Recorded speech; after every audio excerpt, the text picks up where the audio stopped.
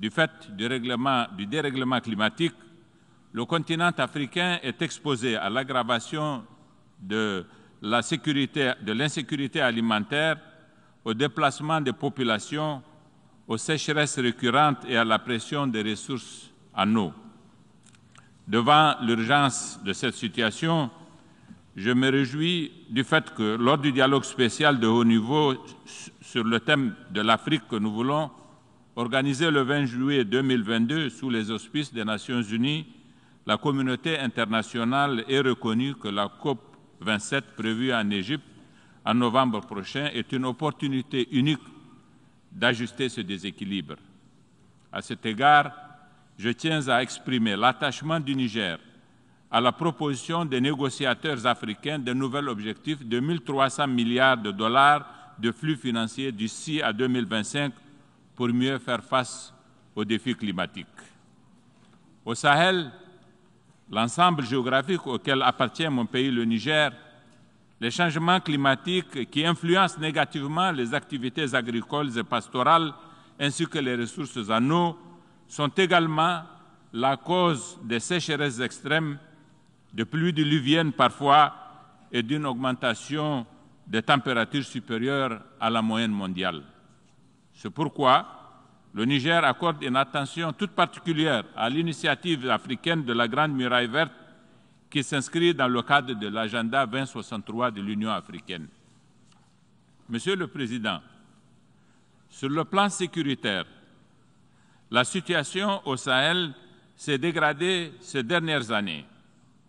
Aussi s'est-elle dégradée au Niger de façon considérable du fait d'un environnement sous-régional particulièrement défavorable. Tout était parti, on s'en souvient,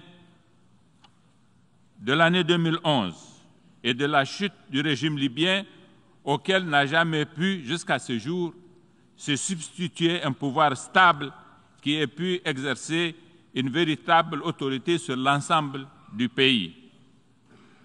Aussi, le vaste territoire du sud de la Libye est-il devenu une plateforme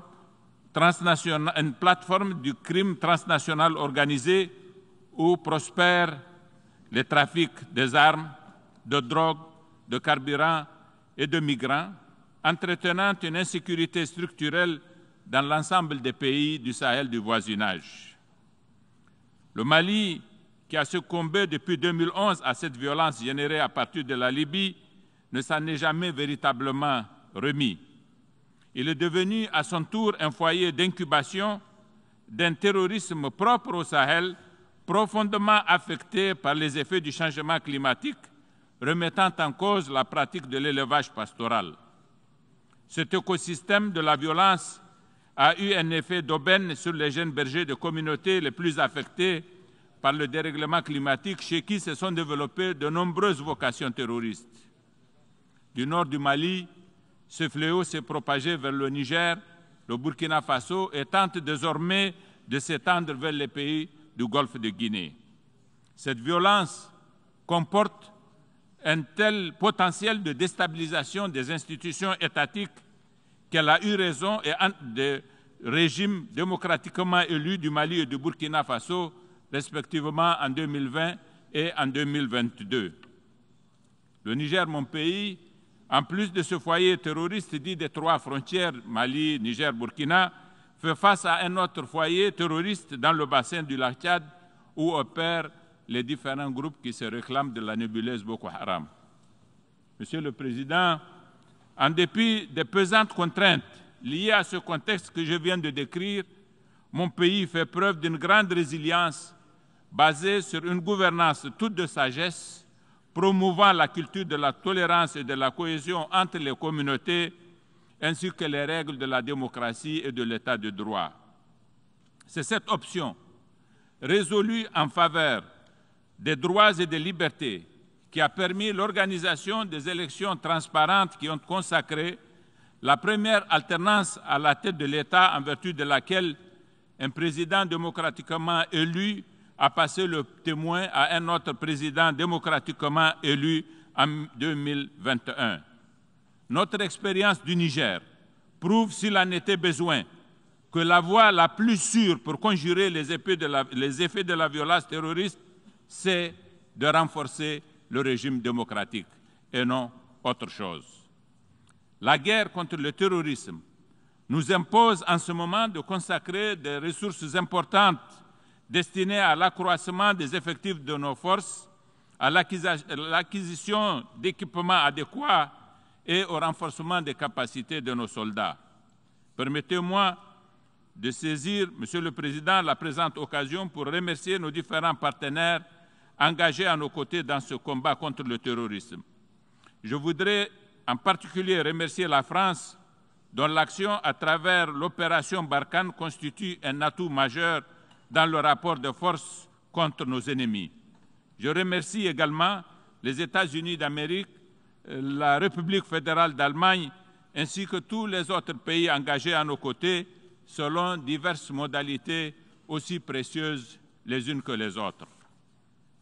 Monsieur le Président, il me paraît néanmoins indispensable de relever ici que l'engagement de la communauté internationale dans la lutte contre le terrorisme au Sahel comporte des lacunes qui méritent d'être identifiées et prises en charge.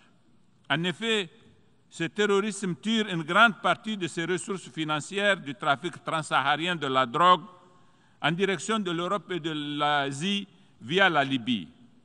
L'essentiel des armes qui inondent le marché de la violence terroriste sahélienne viennent également de Libye. Nous sommes, me semble-t-il, en l'espèce face à une problématique qui n'est pas particulièrement compliquée. Pourquoi dès lors n'a-t-il pas été possible de mettre en place un dispositif adéquat avec les moyens nécessaires à cet effet pour combattre ce phénomène convenablement?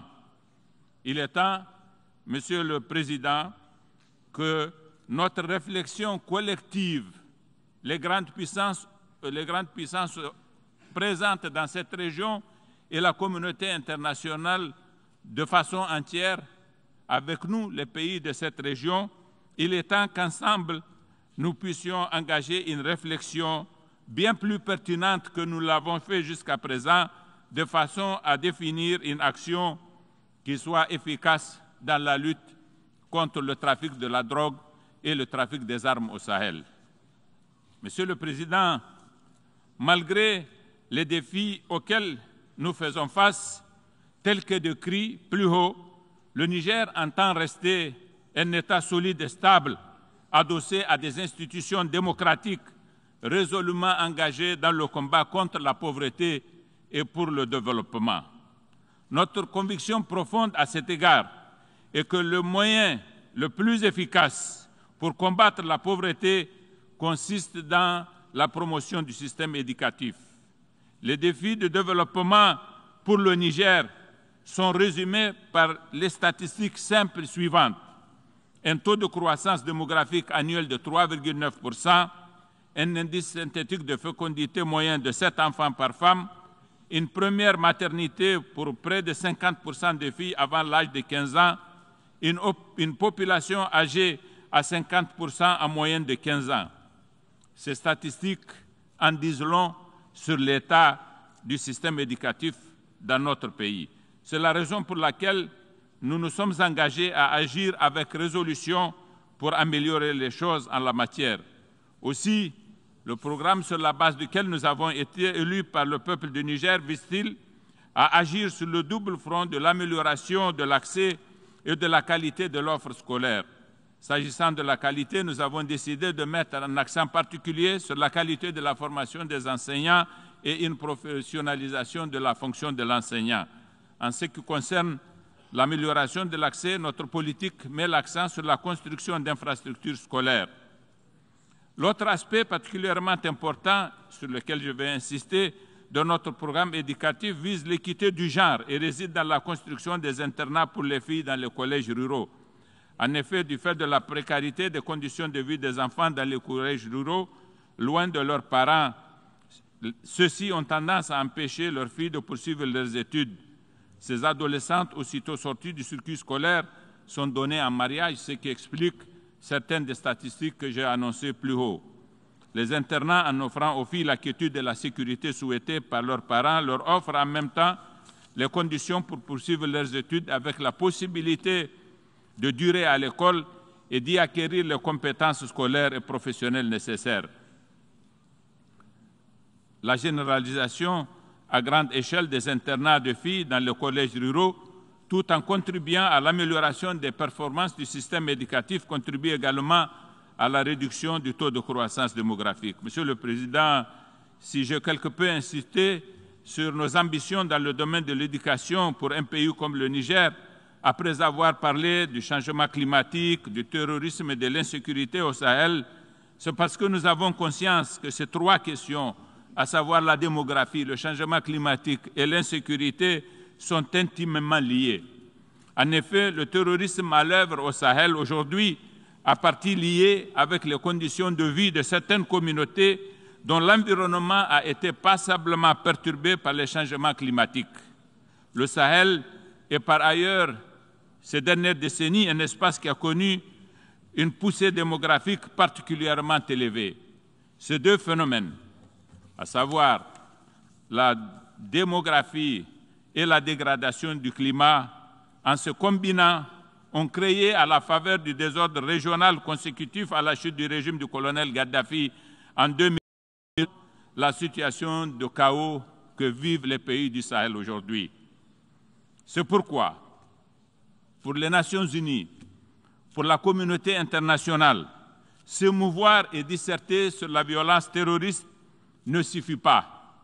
Il faut agir en investissant les ressources qu'il faut dans l'éducation pour lutter contre la violence d'aujourd'hui et prévenir les violences de demain. Merci beaucoup, Monsieur le Président. On behalf of the Assembly, I wish to thank the President of the Republic of the Niger for the statement just made, and I request protocol to escort His Excellency. The Assembly will hear an address by His Excellency Adama Barrow, President of the Republic of the Gambia. I request protocol to escort His Excellency.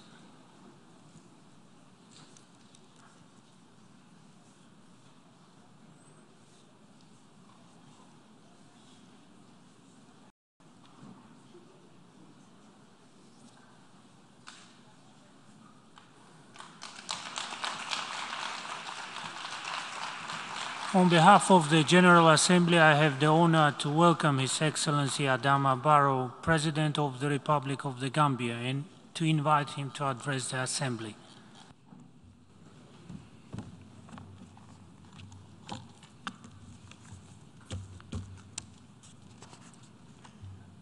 Mr. President, Mr. Secretary General, Your Majesties, Excellencies, Head of State and Government, Heads of Delegation, ladies and gentlemen, I bring you warm greetings from the people of the Gambia and wish that we have a successful and fruitful 77th session. It is regrettable that we could not convene a proper general summit over the last 2 years due to the COVID-19 outbreak. Allow me, therefore, to pay a special tribute to the millions of people who succumbed to the pandemic worldwide. In their memory, we must commit ourselves to better pandemic preparedness and response. Mr. President, my delegation congratulates you on your efficient role as President of the General Assembly, and I assure you of the Gambia's support during your tenure. We also felicitate the Secretary General for ably steering the affairs of the UN during what has become one of the most challenging times of the century. Mr. President, the numerous interlocking global challenges requiring coordinated